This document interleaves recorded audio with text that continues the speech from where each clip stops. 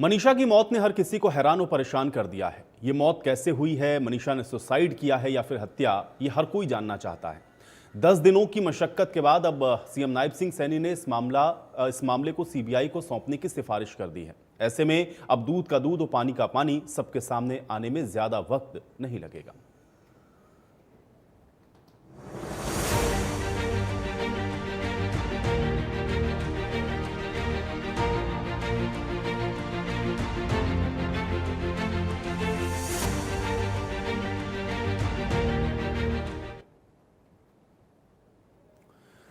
राम राम, आप देख रहे हैं प्रदेश का नंबर 1 और सबसे भरोसेमंद news channel India news Haryana और मैं हूं आपके साथ आयुष। भिवानी की मनीषा की मौत अब पूरी तरह से मिस्ट्री बन चुकी है। मनीषा की मौत कैसे हुई है, क्या मनीषा ने सुसाइड किया है या फिर मनीषा का मर्डर हुआ है, यह सवाल हर किसी के जहन में कौंध रहा है। 10 दिनों से हर कोई मनीषा की मौत का राज जानना चाहता है। मनीषा के शव का अभी तक 2 बार पोस्टमार्टम हो चुका है और अब सीएम नायब सिंह सैनी ने परिवार की मांग पर इस मामले की जांच को सीबीआई को सौंपने की सिफारिश कर दी है, जिसके बाद अब दूध का दूध और पानी का पानी होगा। साथ ही मनीषा के शव का एक बार फिर से पोस्टमार्टम करवाया जाएगा। मनीषा के शव का पोस्टमार्टम अब की बार दिल्ली एम्स में होगा। आपको बता दें कि इसके पहले रोहतक पीजीआई में शव का पोस्टमार्टम हो चुका है। इस मामले को लेकर के विपक्ष के आरोप प्रत्यारोप पर कैबिनेट मंत्री रणबीर गंगवा ने पलटवार किया। रणबीर गंगवा ने कहा कि विपक्ष को इस मामले पर अब राजनीति नहीं करनी चाहिए। ये गंभीर मामला है जिसको सरकार देख रही है और आरोपियों पर सख्त से सख्त कार्रवाई होगी। आरोपी ज्यादा लंबे समय तक पुलिस से भाग नहीं सकते हैं।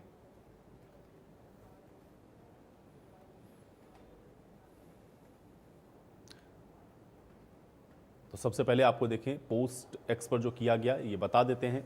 भिवानी की हमारी बेटी मनीषा और उसके परिवार को न्याय दिलाने के लिए प्रदेश सरकार और पुलिस प्रशासन पूरी गंभीरता और पारदर्शिता के साथ कार्य कर रहा है और मैं स्वयं लगातार इस मामले की रिपोर्ट ले रहा हूं। परिवार की मांग के आधार पर हरियाणा सरकार निष्पक्ष जांच के लिए इस केस को सीबीआई को सौंपने जा रही है। ये एक्स पर पोस्ट किया है नायब सिंह सैनी ने और ये लिखा है उन्होंने। ये भी कहा है आगे कि सीबीआई को सौंपने जा रही है ये जांच और इस मामले में पूरा न्याय किया जाएगा। ये एक्स पर पोस्ट मुख्यमंत्री नायब सिंह सैनी की ओर से किया गया है। परिवार वाले आप देख रहे हैं लगातार सीबीआई जांच की मांग कर रहे थे और अब इस जांच को सीबीआई को सौंपने की सिफारिश मुख्यमंत्री ने कर दी है। एक्स पर पोस्ट करके जानकारी उन्होंने खुद साझा की है।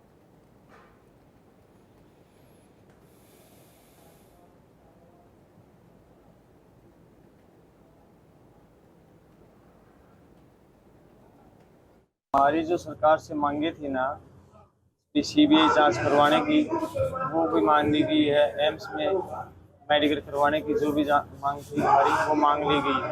ठीक है, और अगर ये मांगे हमारी सरकार हमें प्रूफ करके दे देगी तो हम ये धरना स्थगित कर देंगे। और ये जो जितने भी लोग यहाँ आए हुए हैं ना धरने के ऊपर, मैं इनका हाथ जोड़ करके सबका अभिवादन स्वीकार। घटना है और सरकार का और का प्रशासन का कोई दबाव जो है कभी भी नहीं था।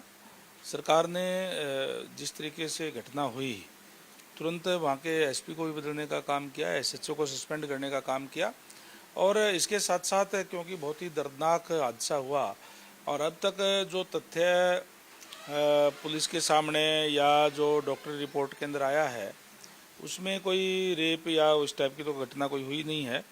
और फिर भी जो क्योंकि कीटनाशक दवाई भी खरीदी गई है, सुसाइड नोट भी सामने जो आया है, फिर भी क्योंकि मामले की गंभीरता को देखते हुए और जिस तरीके से लोगों की क्योंकि भावनाओं से भी जुड़ा हुआ मामला है, माननीय सीएम साहब ने इसको सीबीआई को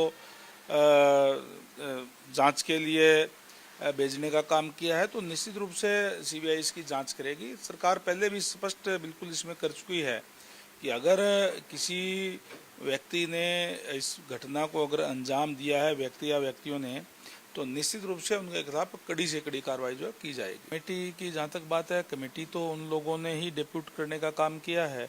कमेटी कोई प्रशासन की तरफ से तो बनाई नहीं गई।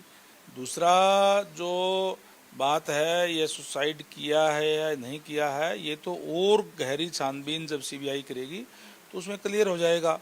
सरकार का मंशा स्पष्ट पहले दिन से ही है कि इस तरीके की घटना जो भी हुई है उसके प्रति बहुत ही गंभीरता से कार्य करते हुए एसपी तक चेंज करके दूसरा एसपी लगा करके उसका जांच करवाने का काम किया है। जो प्रथम दृष्टि के अंदर जो जांच में जो आया है उसकी बात है कि जो सुसाइड नोट है, चाहे वो दवा खरीदने का मामला है, चाहे रेप का ना होना, और ये तमाम चीज़ें जो सामने आई है, लेकिन बिल्कुल फैक्ट क्या है वो और जो गहराई से जांच होगी उसमें सारी चीज़ें जो सामने जो है वो आज, और सेंसिटिव मुद्दा है, लोगों की भावनाओं से जुड़ा हुआ है। इसके ऊपर राजनीति का कोई मतलब नहीं है कि किस पार्टी के लोग क्या कहते हैं।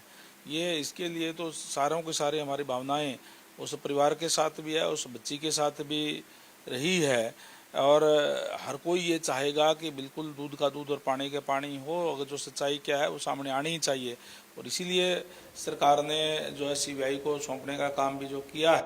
कानून व्यवस्था का दीवार तो सामने है। ये आपके साथ लगता हुआ भिवानी जिला है। वहां की एक लड़की जो है मनीषा नाम की टीचर जो थी, किस तरह से उस लड़की का अपहरण हुआ, स्कूल से निकलने के बाद उसकी फोटो दिखाई जाती है। स्कूल में अब तक किसी से पूछताछ नहीं की जाती है। जिस स्कूल से निकली है, जिस इंस्टीट्यूट से बाहर आई है, वहां के 1-1.5 घंटे के सारे जो कैमरे हैं वो ब्लॉक कर दिए जाते हैं। तो इससे बड़ी साजिश और क्या करेंगे। फिर पहले तो उसको हत्या कहा जाता है, बाद में पुलिस की कोई हत्यारा ऐसा सामने ना आ जाए जिससे सरकार की बड़ी बदनामी हो जाए, तो फिर उसको आत्महत्या का रूप देने की कोशिश की जाती है। लगभग 1 हफ्ता से हरियाणा प्रदेश में एक हत्या को आत्महत्या में बदलने का जो काम हरियाणा सरकार और प्रशासन जो मिलके कर रहे हैं, उसे पूरा देश, पूरी दुनिया देख रही। आप जानते हैं, भिवानी के लोहारू विधानसभा में हमारी बहन मनीषा के साथ जिस दरिंदगी से उसकी हत्या की गई, उसे किस तरीके से ये सरकार और प्रशासन मिलके आत्महत्या बताने के लिए प्रयास कर रहे हैं। तो कुल मिलाकर के मनीषा की मौत की मिस्ट्री आप देख रहे हैं कि लगातार अभी भी उलझी हुई है। भाई ये हत्या है, आत्महत्या है, इसके क्या कारण हैं, ये तमाम चीज़ें जांच पर निर्भर करती हैं। लेकिन हाँ, जिस तरह के सवाल देख रहे हैं कि आप लगातार इस पूरे घटनाक्रम के बाद उठ रहे हैं, आज उनके जो जवाब हैं उसको तलाशने की कोशिश करते हैं। कुछ मेहमान हैं मेरे साथ, पहले उनका परिचय करवाते हैं, उसके बाद आज की चर्चा की शुरुआत करेंगे। डॉक्टर पंकज बेनीवाल जी हमारे साथ हैं, भारतीय जनता पार्टी के प्रवक्ता हैं। डॉक्टर पंकज बेनीवाल जी, आपका स्वागत है। बजरंग दास गर्ग जी हमारे साथ हैं, कांग्रेस पार्टी के प्रवक्ता हैं। बजरंग दास गर्ग जी, स्वागत है आपका। रजवंत डहीनवाल जी हमारे साथ हैं, इंडियन नेशनल लोकदल के प्रवक्ता हैं। रजवंत डहीनवाल जी, आपका स्वागत है। और प्रदीप मलिक जी हमारे साथ हैं, अधिवक्ता हैं। प्रदीप जी, आपका भी बहुत स्वागत है।